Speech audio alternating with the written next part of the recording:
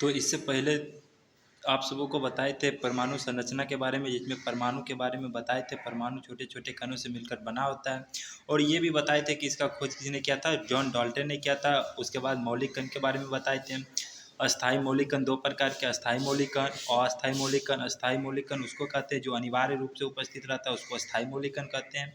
और जो अनिवार्य रूप से उपस्थित नहीं रहता उसको क्या कहते हैं, अस्थाई मौलिक कण कहते हैं। जैसे तो लोग पॉजिट्रॉन, मेसॉन, बेसॉन ये सारा चीज़ बताए थे। प्रतिकण भी बताए थे कि दो स्वभाव का बिल्कुल विपरीत काम करे उसको हम लोग प्रतिकण कहते हैं। इलेक्ट्रॉन किसका विपरीत काम करता है, तो प्रोटॉन का विपरीत काम करता है। परमाणु का ध्यान दो, कभी कभी क्वेश्चन पूछेगा, चाहे परमाणु की विशेषता पूछे, चाहे डाल्टन का परमाणु मॉडल पूछे, तो परमाणु की विशेषता और डाल्टन का परमाणु मॉडल एक ही होता है। तो यहाँ तो लोग लिख लेना, डाल्टन का परमाणु मॉडल, डाल्टन का परमाणु मॉडल। तो डाल्टन का परमाणु मॉडल अगर क्वेश्चन में आए, ये तो लोग लिख देना है कि ये परमाणु का आकार गोलाकार होता है, केंद्र में नाभिक होता है, बाहरी इलेक्ट्रॉन चक्कर लगाता है, ये सारा बात लिख देना है। क्योंकि परमाणु की विशेषता और डाल्टन का सिद्धांत भी यही है, यही है। तो आज इसके आगे चलते हैं। तो आज इसके आगे क्या है, तो आज इसके आगे एक टॉपिक है न्यूक्लियॉन। क्या है, न्यूक्लियॉन। अब न्यूक्लियॉन होता है कि जो कण परमाणु के अंदर पाया जाता है उसे हम लोग न्यूक्लियॉन कहते हैं। जैसे प्रोटॉन और न्यूट्रॉन कौन को पाया जाता है, प्रोटॉन और न्यूट्रॉन। लेकिन इलेक्ट्रॉन न्यूक्लियॉन में नहीं आता है। इलेक्ट्रॉन जो है ये न्यूक्लियॉन में नहीं आता। कैसे नहीं आता है, क्योंकि इलेक्ट्रॉन जो है ये अंदर में नहीं पाया जाता, बल्कि ये कहाँ पाया जाता है, बाहर में पाया जाता है। तो ये न्यूक्लियॉन क्या है, ये क्या है, न्यूक्लियॉन के अंतर्गत ये नहीं आता है। लेकिन प्रोटॉन और न्यूट्रॉन की बात करें तो ये न्यूक्लियस के अंदर, मतलब नाभिक के अंदर, तो नाभिक के अंदर जो कण पाया जाता है उसको हम लोग क्या कहते हैं, न्यूक्लियॉन कहते हैं। जो नाभिक के अंदर कण नहीं पाए जाते उसको हम लोग क्या कहते हैं, न्यूक्लियॉन नहीं कहते। जैसे इलेक्ट्रॉन क्या है, न्यूक्लियॉन नहीं है। अब उसके बाद परमाणु की त्रिज्या, परमाणु की त्रिज्या को एंगस्ट्रम में मापा जाता है। किस में मापा जाता है, एंगस्ट्रम में। एक एंगस्ट्रम बराबर 10⁻⁻10 मीटर होता है। कितना होता है, एक एंगस्ट्रम बराबर 10⁻⁻10 मीटर। क्वेश्चन पूछेगा एंगस्ट्रम किसका मात्रक है, तो तरंग दैर्घ्य का मात्रक है। आप लोग को बताए थे कि एंगस्ट्रम किसका मात्रक है, तरंग दैर्घ्य का मात्रक है। परमाणु की त्रिज्या को एंगस्ट्रम में मापते हैं और नाभिक की त्रिज्या को फर्मी में मापा जाता है। किस में मापा जाता है, फर्मी में। एक फर्मी बराबर 10⁻⁻15 मीटर होता है। क्वेश्चन दोनों में से कौन आएगा, न्यूक्लियॉन के अंतर्गत जो न्यूक्लियस के अंदर जो कण रहता है, तो लोग को बताए थे प्रोटॉन और न्यूट्रॉन केकरा अंतर्गत रहता है, ये न्यूक्लियॉन के अंतर्गत रहता है, मतलब न्यूक्लियस में रहता है। लेकिन इलेक्ट्रॉन बाहरी चक्कर लगाता है। अब नाभिक की त्रिज्या को फर्मी में मापा जाता है। एक फर्मी बराबर 10⁻⁻15 मीटर होता है। अब उसके बाद रदरफोर्ड के बारे में तो लोगों को सबको बताए थे कि रदरफोर्ड, ये सबसे पहले इन्होंने किसका खोज किया था, तो रदरफोर्ड ने नाभिक का खोज किया था। किसका खोज किया था, नाभिक, जिसको न्यूक्लियस कहते हैं। और रदरफोर्ड इन्होंने नाभिक का जब खोज किया था तो इन्होंने एक सोना का पत्थर लिया था। क्या लिया था, सोना का पत्थर। और उस पर इन्होंने अल्फा किरण को प्रवेश कराया था। तो जब अल्फा किरण को इन्होंने प्रवेश कराया था, तो जब प्रवेश कराया गया था तो अल्फा किरण, बहुत सारा किरण जो हुआ था वो सीधी रेखा में निकल गई, लेकिन कुछ किरण सीधी रेखा में नहीं निकली, जिसके कारण ये देखा गया कि उस जगह पर कुछ न कुछ है। तो इन्होंने ये प्रयोग करके क्या दिया, जानकारी दिया। तो अब इसका इन्होंने सिद्धांत में क्या दिया, तो अगर क्वेश्चन पूछेगा रदरफोर्ड का या रदरफोर्ड मॉडल या रदरफोर्ड का सिद्धांत एक ही होता है। इसका इन्होंने बोले थे कि इसका अधिकांश भाग खोखला होता है। और तुम लोग कभी तुरंत बताए हैं, इससे पहले कौन, डाल्टन महोदय ने भी बोले थे कि परमाणु का अधिकांश भाग क्या होता है, खोखला होता है।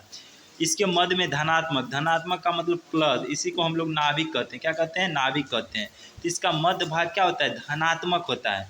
किसका मध्य भाग धनात्मक, नाभिक का मध्य भाग क्या होता है, धनात्मक होता है। नाभिक में कौन कौन कण उपस्थित रहते हैं, तो नाभिक में प्रोटॉन और न्यूट्रॉन उपस्थित रहते हैं। कौन कौन रहते हैं, प्रोटॉन और न्यूट्रॉन। इलेक्ट्रॉन कहाँ रहता है, तो इलेक्ट्रॉन चक्कर लगाता है। किसका चक्कर, परमाणु का चक्कर लगाता है। इलेक्ट्रॉन क्या है, क्या है, एक कण है, मौलिक कण है। क्या है, मौलिक कण है। और कैसा मौलिक कण है, तो अस्थाई मौलिक कण है। ये तो लोग को बताएं। इसके अंतर्गत प्रोटॉन न्यूट्रॉन पाए जाते हैं, ये भी बात तुम लोग को बताया गया है। इसमें अल्फा कण का प्रयोग किया, ये भी क्वेश्चन पूछेगा, किसका प्रयोग किया गया था, अल्फा कण का प्रयोग किया गया था। तब सबसे पहला रदरफोर्ड का मॉडल में क्या देखते हैं, इसका अधिकांश भाग खोखला होता है, इसके मध्य भाग धनात्मक होता है, इसके अंदर प्रोटॉन और न्यूट्रॉन पाया जाता है, इसमें अल्फा कण का प्रयोग किया गया है। अब देखते हैं इलेक्ट्रॉन। तो इलेक्ट्रॉन जो बाहरी चक्कर लगाता है, इसका खोज किसने किया था, तो जे थॉमसन। किसने किया था, जे थॉमसन। इलेक्ट्रॉन का खोज किसने किया था, जे थॉमसन ने किया था। प्रोटॉन का खोज गोल्डस्टीन, प्रोटॉन का खोज किसने किया था, गोल्डस्टीन। न्यूट्रॉन का खोज जेम्स चैडविक, न्यूट्रॉन का खोज जेम्स चैडविक। फिर से बोलो तो इलेक्ट्रॉन का खोज किसने किया था? J Thomson. प्रोटॉन का खोज किसने किया था? गोल्डस्टीन। और न्यूट्रॉन का खोज किसने किया था? जेम्स चैडविक किया था। और इलेक्ट्रॉन पर अगर द्रव्यमान पूछे, क्वेश्चन ये पूछेगा, द्रव्यमान और आवेश दोनों अलग अलग होता है, ये खोज करता है। ये कण है, परमाणु का ये क्या है? कण है, अस्थायी कण है। अब इसका द्रव्यमान देखिए तो 9.1 गुना 10⁻−31 kg होता है। क्वेश्चन पूछेगा इलेक्ट्रॉन का द्रव्यमान कितना होता है? 9.1 गुना 10⁻−31 kg होता है। प्रोटॉन का द्रव्यमान कितना होता है? 1.6725 गुना 10⁻−27 kg। फिर से बोलो तो 1.6725 गुना 10⁻−27 kg होता है। इलेक्ट्रॉन को बोलो तो 9.1 गुना 10⁻−31 kg। प्रोटॉन को बोलो तो 1.6725 गुना 10⁻⁻27 kg। न्यूट्रॉन बोलो तो बस यही है, खाली यहाँ पर कितना है? 4 8 है और 10 पावर इतना ही है। अब आवेश की बात करें तो तुम लोग को बताएं इलेक्ट्रॉन पर कौन आवेश? ऋणात्मक, इस पर प्रोटॉन पर धनात्मक, और इस पर कोई आवेश नहीं रहता, नो चार्ज रहता। अब जब रदरफोर्ड का मॉडल हो गया तो क्वेश्चन पूछेगा नाभिक का खोज रदरफोर्ड, परमाणु का खोज या परमाणु सिद्धांत जॉन डाल्टन, इलेक्ट्रॉन का खोज जे थॉमसन, न्यूट्रॉन का खोज जेम्स चैडविक, और प्रोटॉन का खोज गोल्डस्टीन। ये सारा बात तुम लोग को बताया गया है। अब उसके बाद एक है वैज्ञानिक बोरबरी का मॉडल, नील्स बोर। वैज्ञानिक का नाम क्या था? Niels Bohr. तुम लोग के यहाँ लिखे हैं नील्स बोर, वैज्ञानिक का नाम था। इस मॉडल में नील्स बोर ने अपने परमाणु के केंद्र में नाभिक होता है, इन्होंने भी यही बात बोले थे कि परमाणु के केंद्र में नाभिक होता है और इलेक्ट्रॉन क्या करता है? बाहरी चक्कर लगाता है। ये बात किसने बोले थे? नील्स बोर जी ने बोले थे अपना मॉडल में। और इन्होंने कहे थे कि परमाणु का केंद्र में नाभिक होता है और इलेक्ट्रॉन बाहर में क्या करता है? चक्कर लगाता है। उसके बाद जो निम्न है, जब इलेक्ट्रॉन नाभिक से दूर जाता है, इन्होंने एक बात बोले थे कि जब कोई चीज़ अगर दूर जाएगा, अगर तुम ही लोग बोलो कि अगर तुम लोग, अगर हम कहेंगे कि सीढ़ी पकड़ के छत पे जाना है तो तुम लोग को ऊर्जा की आवश्यकता है। अगर शरीर में ऊर्जा नहीं रहेगा तो तुम लोग पहुँचेगा छत तक? नहीं पहुँचेगा।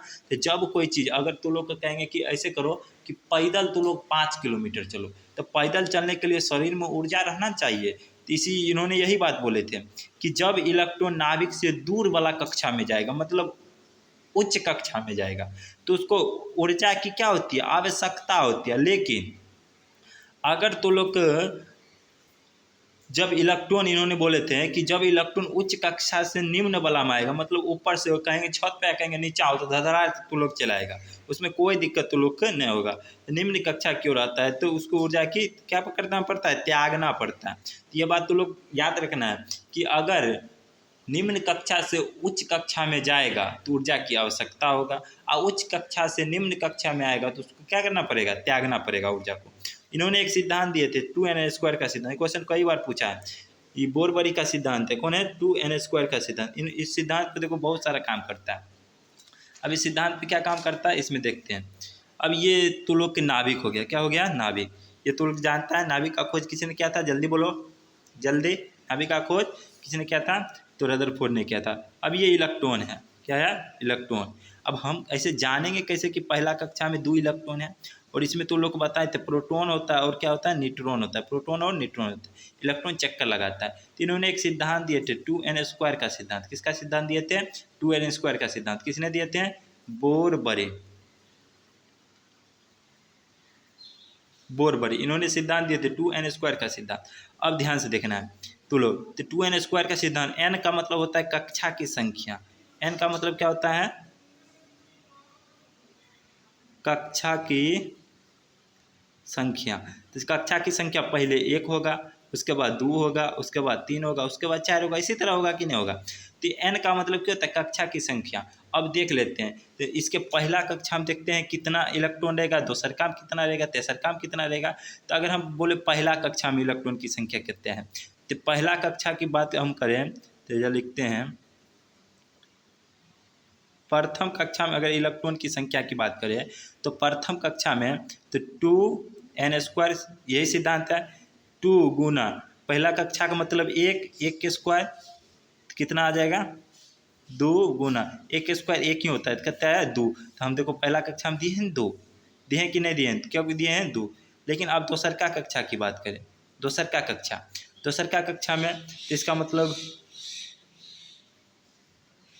दूसरा कक्षा में तो 2n², तो बोलो 2 गुना n की जगह पर आप कितना देंगे, ये पहला कक्षा था तो 1 दिए, अब दूसरा का कक्षा कितना देंगे, 2 देंगे, कितना देंगे 2, तो 2 के स्क्वायर, 2 गुना 2 का स्क्वायर कितना होता है 4, कितना 4 दूना कितना 8, दूसरा कक्षा में कितना जाएगा 8 जाएगा, तो दूसरी कक्षा में 8 जाएगा, कितना जाएगा 8 जाएगा। इसी तरह से अगर टोटल बोले,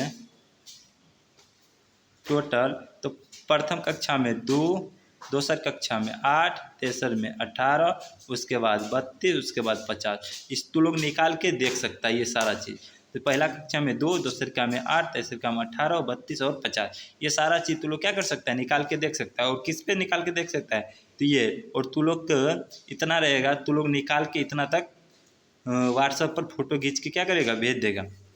यहाँ तक तू लोग हो गया है। तो ये 2n² का सिद्धांत है। इसी को हम लोग इलेक्ट्रॉनिक विन्यास के तौर पर भी निकालते हैं, इसको हम लोग 2n² सिद्धांत पर भी इसको क्या करते हैं, निकाला जाता है। तो ये सारा टॉपिक तू लोग को बता दिए हैं, और फिर तू लोग का अगला वीडियो में मिलते हैं।